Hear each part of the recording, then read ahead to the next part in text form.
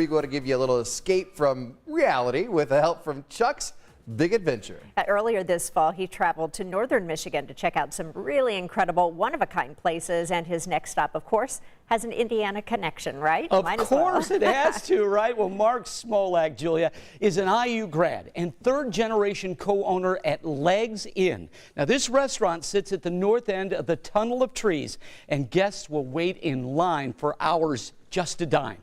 From its unique exterior to rustic interior, this place is really a must-see. In fact, there's also a huge outdoor space with stunning views of Lake Michigan. And Mark told us their business is hugely based on word of mouth, and they're used to seeing families come back generation after generation. It's been a challenging year for a lot of places, and Legs Inn is no exception. However, it's also brought them a new kind of guest.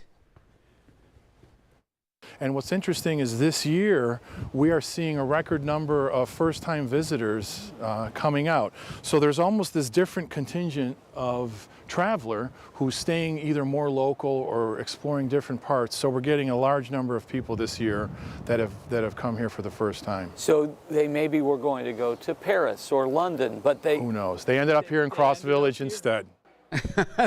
They sure did. And of course, we had to try their authentic Polish cuisine. Let me tell you, it did not disappoint. Their most popular menu item is the Taste of Poland, which includes kielbasa sausage, pierogies, and cabbage rolls. But the big question, where did the name Legs Inn come from?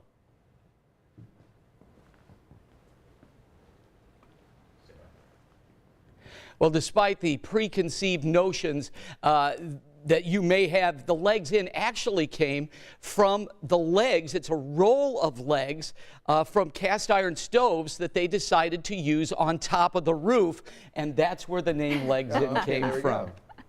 So interesting, and the pierogies and the cuisine my mother made for us growing up. Oh man, it's really good stuff. And just down the street from Legs Inn is an art gallery with a great story as well. And we're going to take you there in about 30 minutes. Now, Legs Inn is closed for the season, but it will reopen in the spring. And don't forget, you can read all about our experiences on the trip by heading to WTHR.com/Chuck's Big Adventure.